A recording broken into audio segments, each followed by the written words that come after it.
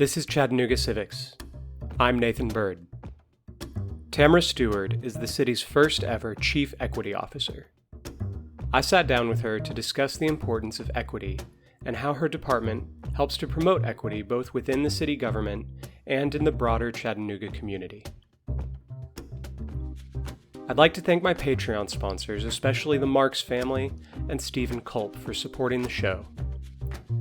If you enjoy this podcast or the weekly newsletter, please consider supporting the show at patreon.com/chatcivics.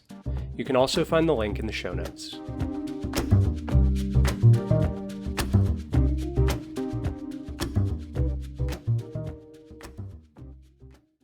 My name is Tamara Steward, and I am the Chief Equity Officer for the City of Chattanooga. So I want to start off with a very broad question that kind of sets the stage for what you do. What is equity?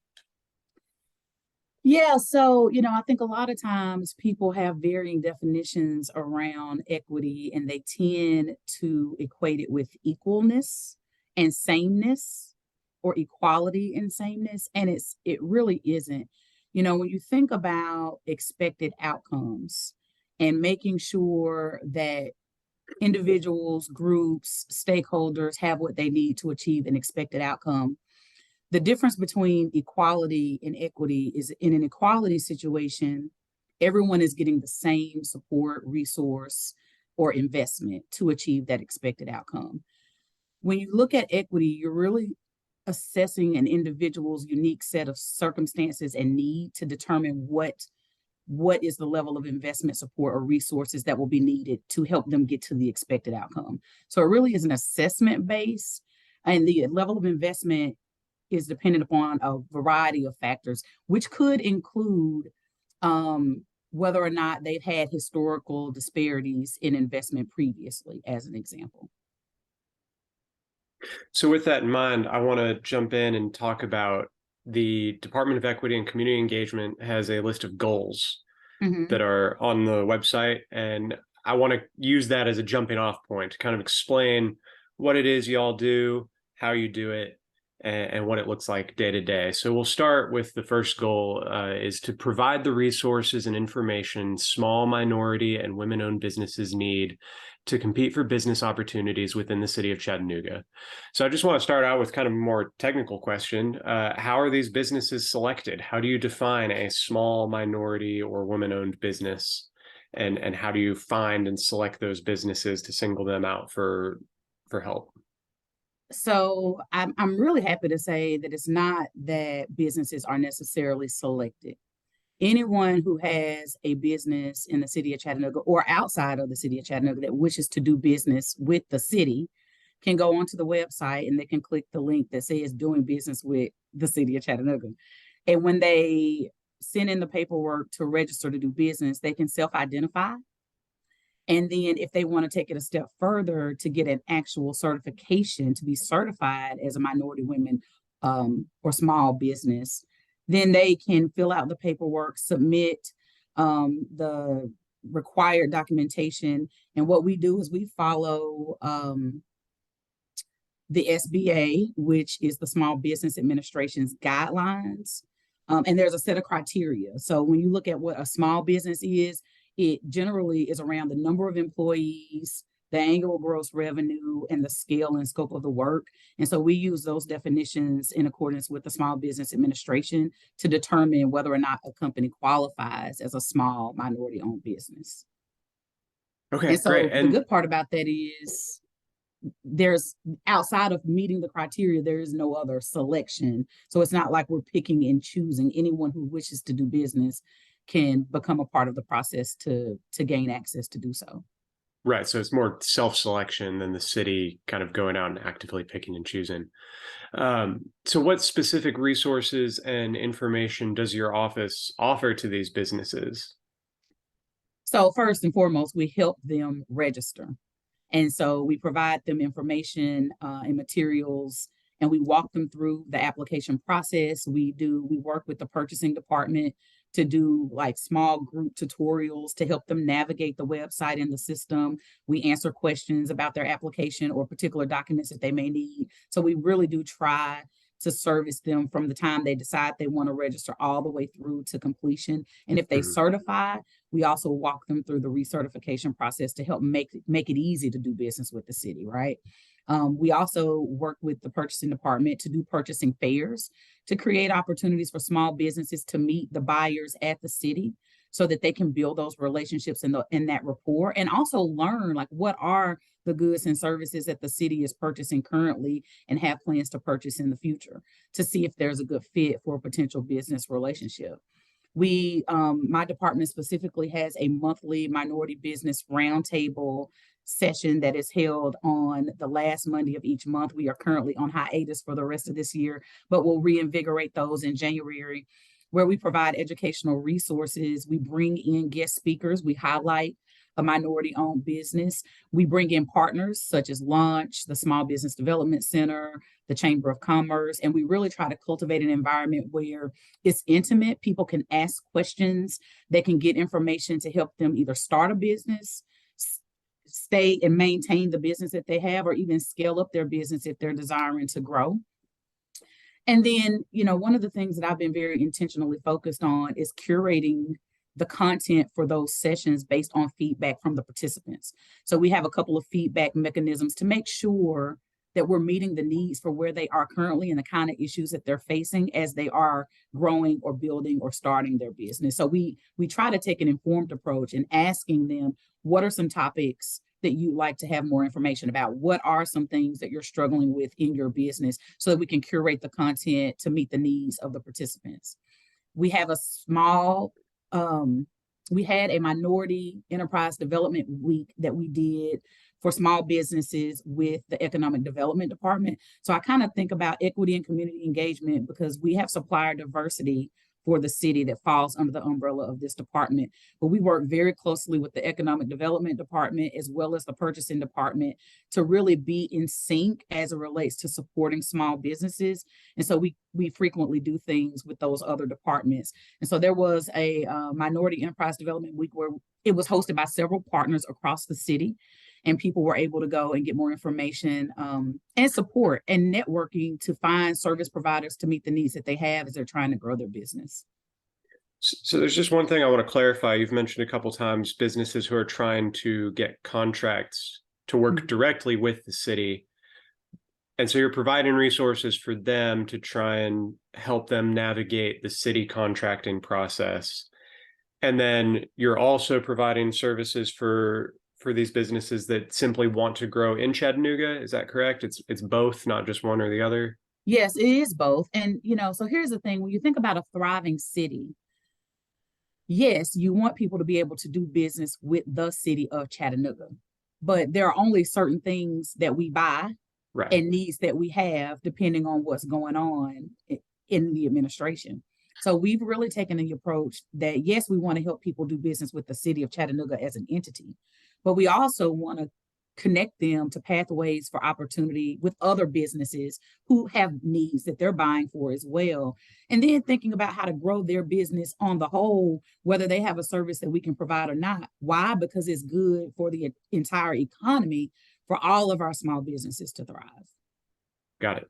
So I want to move on to the next goal, which is work to promote goodwill among the City of Chattanooga employees, open up employment and promotion opportunities within the city to underrepresented groups. So I want to start out, what specific programs are in place to promote goodwill among employees? What do those programs look like? How do they work? How do people sign up for these programs? So first and foremost, there's programs and then there's presence, right?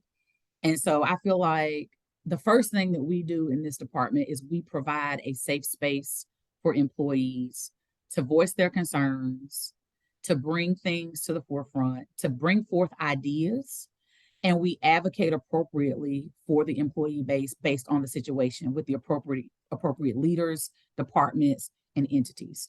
So before you ever get to a place where you're developing programs for people to utilize, people have to trust that they can come to you if they have a concern or an issue, and that you're actually going to hear what they're going to say and then take some level of action. Not to say that you're going to be able to completely resolve it, but that they have a place where they can come, brainstorm, bring a concern, talk through an issue, get some advice, and have some support as they try to navigate the working environment. So that's first and foremost. If we don't ever come up with a program, creating that safe space for employees is paramount to our mission. And we want to be a place where people come into our office area and they feel like they can be themselves, they're welcomed, they can find out information, they can get support, and they can have a listening ear if they need to. Now, as it relates to programs specifically, we have an intern program that our department hosts for the entire city. And it's it accomplishes a couple of different things. It helps create a pipeline of employees that's needed. As you know, this is a workforce shortage across the country that everybody is experiencing, being able to find talent, cultivate that talent, recruit, retain that talent. And so it helps to identify people within the city that might need some additional support within their area, but it gives them leadership opportunities to be able to bring on an intern, mentor. And then it also creates a pipeline for talent of qualified applicants in a talent pool that we could hopefully bring on as full-time employees. And we have been able to successfully do that a couple of different times. I'm happy to say we were doing that in the summer. Of course, COVID slowed a whole lot of things down. We reinvigorated it this past summer. We are now going to full year long. So instead of just having a summer program, we are now having a spring internship program, a summer and a fall, and we are retaining interns throughout the year if we are able to maintain their contract, if you will. So I'm excited about that. We also partner and collaborate across different departments to bring employees together. So one of the things my department is doing right now is we're taking the lead on a cross-functional committee for a holiday gathering to really bring city employees and their families and members of the community together to network, to break bread, to celebrate the year, to really foster goodwill and relationship building. We've heard from a lot of employees in our employee engagement survey that, you know, coming back to work after COVID, people still kind of feel disconnected because some of those relationships that you had with folks, you didn't get to see them for 2 years. And so we're happy to be taking the lead on that for the city and bringing people together to break bread and kind of celebrate each other and foster some of that goodwill. We recently had diversity, equity, and inclusion training for all leaders. So if you manage people in the city of Chattanooga, you had to go through the training that we provided. I delivered every single session of that training to about 400 city managers, and we are getting ready to roll that out for all city employees in the new year, and I'm really excited about that. And then we'll also be building out something for orientation so that as new employees come in, they are hearing about diversity, equity, and inclusion at the forefront and our commitment to the values of the administration as we continue to do this good work. So it sounds like a lot of those things that you just mentioned, in my mind, tend to fall kind of under like a human resources department. And so I'm curious about how those two goals interplay with one another. You know, not to say that two departments can't be working towards the same goals. I'm just curious how that actually functions on a day-to-day basis. It functions where the CHRO and I have frequent conversations, and it really is a partnership. Because there are times when concerns get raised through my office that the HR department may or may not have heard about yet. And so being able to have that good, close working relationship to be able to, you know, ping her and say, hey, this has come across my desk. Can we get together and talk about this and figure out what the best channel and mechanism is something that I'm happy to say we've been able to come to very quickly in my tenure here, because I've only been at the city for about 8 months now. And so building that relationship between our two departments, working on the intern program, that's something that requires HR support because they have all of the talent management for the entire city. So we work very closely with them on that. We're having conversations about instituting employee resource groups in the future to create safe spaces for all of our employees based on specific demographics that they may ascribe to. That will be another thing that we will work very closely on because there is a little bit of overlap. We want to make sure that we have mechanisms for employees to feel safe, seen, and heard, but also we have clear lines and roles and responsibilities so that we're not duplicating effort or kind of working outside of our individual purviews. And so ways that we do that, I'm on the review committee for the Employee Information Guide. So I'm being integrated into their work. I'm touching base with them and we're collaborating frequently on things that will improve the culture for the organization. Mm-hmm. So one of the things on this goal is opening up employment and promotion opportunities within the city to underrepresented groups. And this is something that I feel like anybody who works in public outreach, be it for a government entity or for a nonprofit or what have you, underrepresented groups tend to be hard to reach for whatever reason. Either they don't have the same resources to connect via the internet or by phone, or they're just harder to get a hold of because they work strange hours. I mean, there's all sorts of reasons why these groups are underrepresented. So I'm curious, how do you reach out to these underrepresented groups? What does this look like in practice, and what maybe tips can you share for others of how to do this successfully? So Nathan, I'm smiling because it is a conversation that I think that I have maybe 2 to 3 times a week. How do you bring people to the table that aren't historically at the table?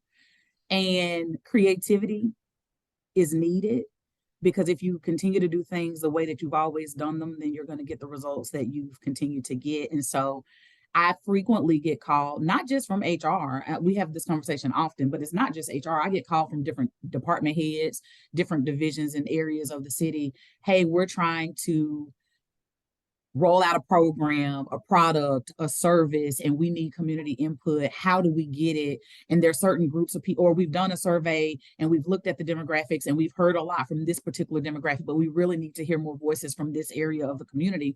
How do we do it? And I kind of take the approach of, you got to go to where people are. You have to get outside of your normal mechanisms for gaining input and information, which typically is expecting people to come to you. And you have to go a little bit outside of the norm. And so it may look like actually having paper surveys. It may look like working with local faith leaders or influential community members within a particular demographic or a particular neighborhood or community to go to something that's already scheduled where people are already going to be, so that you can get the information that you need or make the inroads and build the relationships that you need. Because quite frankly, particularly with underrepresented groups, historically marginalized groups, there's mistrust. And sometimes there's even tangible fear to engage with government. And so being sensitive to that and finding those trusted individuals within a community to say, okay, hey, this is what we're trying to accomplish. I know that people in this particular demographic may not know who I am, or they just see city and they may have a level of fear around that. Can you help me build relationships so they can see my face, so that they know that I'm for real? Being consistent. So saying what you're going to do and doing what you say you're going to do and showing up on a consistent basis. And then once you start building that relationship and those relationships and rapport starts to become established, then you'll start to get those feedback mechanisms that you need. People will start to tell you, they'll start showing up at your stuff. But then you got to be consistent in the follow through, right? So if you take the information, or when I often get asked about this as it relates to recruiting, hey, we need more of this particular demographic. How do we reach them? And depending on who it is and where it is and what's needed, looking at things like going from full-time to part-time and creating more flexibility in what's being offered, looking at where we're posting jobs, expecting people to go to Chattanooga.gov. It's a theory, yes, but we know that there are lots of other websites that people utilize, LinkedIn, social media, using things that are outside of the historical ways that we've always done it, are ways that you can start to build bridges and get new, fresh thoughts, perspectives, and people to the table. And then leveraging those community partners and influencers to be able to cascade that message for you is just key. That's great. Thank you for that. I want to move on to the last goal. Be a presence in the community, promoting diversity and inclusion on behalf of the city of Chattanooga, serve as a liaison to the LGBT community on behalf of the mayor and city government. So I just want to unpack that a little bit. What does that role as a presence in the community and a liaison to the LGBT community entail? And we've touched on a little bit of that. You've talked about that need to go outside the kind of standard process to meet communities where they are, to bring them in and bring them to the table. But if you could unpack that a little bit more, that'd be great. Sure, sure. So yeah, absolutely. Being a presence, which means being present, right?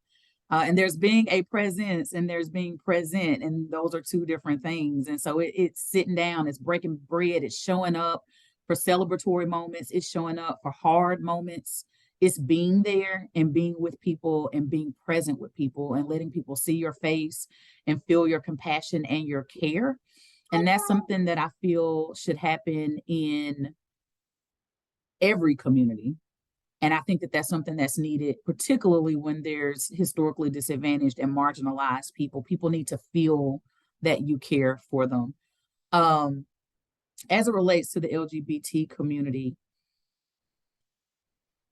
obviously, you know, I've spoken at Pride, I was at the parade, I've gone to certain events, and there's those elements of showing up as an official representative of the city for an event and making comments and greetings and things of that nature, which is necessary. But it's in other smaller ways, like lighting up City Hall for the first time ever in rainbow colors to commemorate Pride, helping to celebrate and amplify all members of our society and recognizing the contributions that they make to a thriving Chattanooga.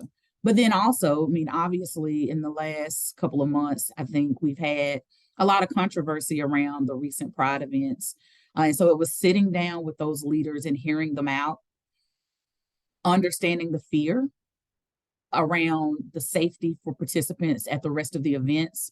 And then it's not just showing up and listening, but it's working on a plan to make sure that everyone who attends an event is safe in our city and they feel as though they can move about without fear of danger, hurt, harm, threat. And then it's actually showing up, right? And so it's being there, being present, and then it's also supporting. So, you know, I was at the parade, I walked in it, but then I went down and I bought from vendors who were there and I ate food and I was there for some of the entertainment and I walked around and I talked to people and I just got to know people. And so it's the presence, right? But it's also being present. And so those are the ways that you build inroads. And so when something hard happens, people know who they can call. And if there are supports that the city can step in and provide, being able to leverage our relationships with other governmental agencies, with the CPD, with other partners to be able to provide that level of support. I mean, that's what it's all about. So I want to move on to some more general questions about the office. Sure. Does your office coordinate with other departments to provide policy analysis through the lens of equity? And if so, how does that analysis play out?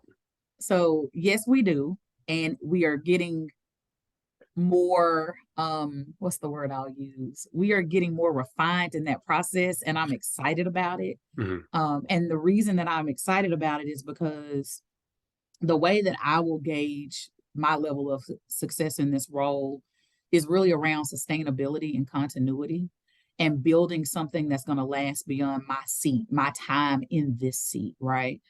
And it's one thing to go out and do community outreach, but if there's not mechanisms of support via policy to be able to maintain that continuity, then you don't gain the ground that you really need to gain. And so I'm currently hiring 2 positions right now. Like I'm in the process of scheduling interviews. These are newly created positions for this purpose, which is to look internally, to look at what policies we have, to look at what our equity framework needs to be, what measurements we need to be monitoring to track our progress and hold ourselves accountable and be transparent in the release of that information to the broader community. And I'm excited about it. And so we've started by doing just a baseline assessment. What policies do you have around these categories of topics so that I can kind of get a litmus to see who's got what where? Do we have duplication? Do we have gaps? And then how do we start to work across our different departments to fill those gaps? And so that's the nerd part of me that gets really excited about the data and the policy and really digging into the nuts and bolts of how things work to make sure that we have the continuity that will last for years to come. Mm-hmm. And I mean, that's the part that's exciting to me too, seeing how all of these departments fit together. So I've talked with the planning department. I've talked with Scott Martin. They're going under the Parks and Outdoors planning process.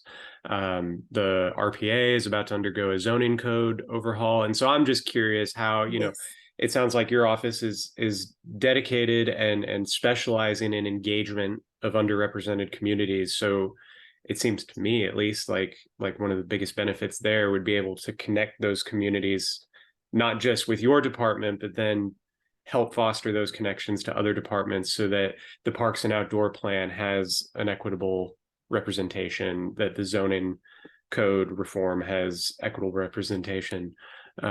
So I'm always interested to hear about that. And if you want to dig deeper into it, we can, or we can. Sure. So what that looks like right now is I am a part of the park equity planning team for the POP. And I am learning so much about parks and the benefits to parks. It's really great because, like, I know the things that I know, and I'm getting such an education about all of these other parts of the city as I'm being brought in to talk about equity in these spaces, but I'm learning about their processes and what they do every day, and it's fascinating to me.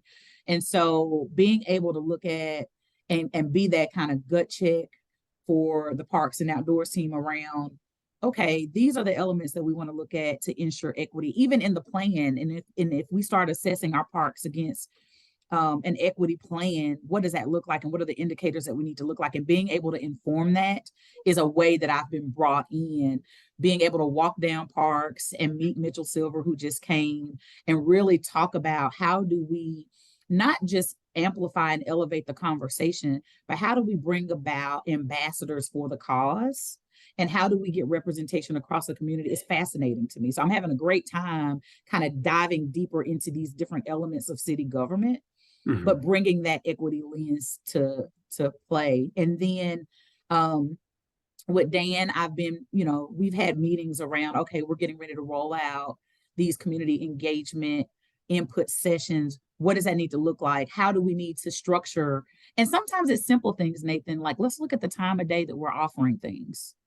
Let's look at where we're offering things. Let's make sure we've got certain key stakeholders that can bring crowds with them invited, and that they know in advance when it's coming, and that we make sure we socialize this in a couple of different formats. Let's make sure that we don't leave our young people behind. So let's look at what outreach specifically we can do in the school system and really connect bridges and get perspectives that we may not have heard before. And so leveraging, I think one of the things that I try to bring value with is leveraging all of the relationships that I have and that I have responsibility for managing to the city, to include them perhaps in conversations that maybe at first blush you might not think the business community would be interested in parks, right? But how do we bring people to the table from different walks of life and different perspectives and industries to really amplify the conversation? And how do we make sure we have, I believe in having conversations and making decisions about people with people. And so how do we make sure we get as many people to the table as possible?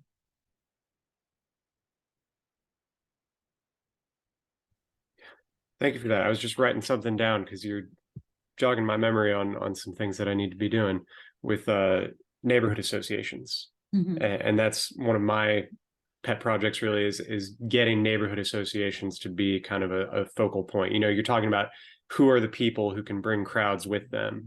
And it seems to me like those neighborhood associations that work closely with neighborhood churches and other groups seem like that natural focal point. We've only got about 10 minutes left here, so I want to run through these last couple questions. Okay.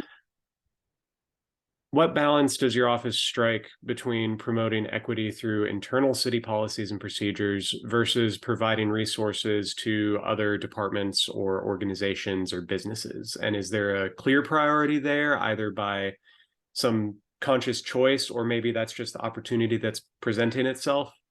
Is there kind of priority for one approach over the other, or is it trying to balance those things constantly? So for me, it's being able to do both concurrently. And the reason why it kind of speaks to some things that I've said already is you've got to have the internal policy to support the continuity of whatever the outreach is that you're doing. If you don't have that infrastructure of support from a policy standpoint, if you don't have clearly laid out guidelines and roles and responsibilities and measurements, then you won't know that your outreach is effective, or the resources that you are providing are meeting the need, or that you're even gaining any ground. And so that's the reason why, literally on my first day in office, I went to Mayor Kelly and I said, I've got to have staff that's just looking at internal. If we're going to bring this element of your One Chattanooga vision to life, we've got to be doing both at the same time. And Right. I'm grateful that he saw it my way and gave me the additional staffing in my first day, really, to be able to do that. Because you got to have people looking at the internal operations. And when I came into the role, everyone on my staff was externally focused. And I was like, this is not going to be sustainable. Because when you're out in the community, that is a full-time job. You are out in the community. And so it can be hard to kind of take a step back and dive deep into the internal pieces, because you're getting so many inputs from the external, broader community. Awesome. Well, I want to open it up, and if there's anything that we've missed that you want to touch on, or if there's any upcoming events that you'd like to mention, I'd like to just give you a couple minutes to take it away. Thank you. Well, obviously, we're getting towards the end of the year. I mentioned the holiday party. It is open to the community. It's going to be December the 16th at the National Guard Armory, and it will be open to the community to come if they would like. But it'll be city employees from all over the city will be coming together to break bread and kind of see each other. So I would be remiss if I didn't mention that, just due to the timing of this conversation. But I think the one thing that I like to stress when I'm doing interviews is really the emotionally and mentally taxing nature of this work and how hard it is. And I try to really elevate self-care and mental health awareness, particularly for people who are serving the community, that are getting a lot of inputs. I'm mindful of the notion that my staff and myself, we hear some of the most gut-wrenching, horrific things from across the city, of situations and things that people have overcame or people are currently in. And to be able to advocate appropriately, you have to have that level of empathy, but you also have to take the time to rest, to check in with yourself, to make sure that you have your support mechanisms in place for you personally, because you can't give from an empty cup, right? And so I just like to kind of always highlight, for people who are doing this level of work around diversity, equity, inclusion, dealing with groups that are marginalized, left behind, dealing with situations that are highly controversial, it's imperative that mental health and self-care and taking that time out to kind of process the things that you've heard, that's happening, so that you can show up and advocate appropriately for others. I agree. Thank you. Yeah. So again, Tamara Steward, Chief Equity Officer for the City of Chattanooga. Thank you so much for your time, and have a good one. Thank you so much. I appreciate it. Take care.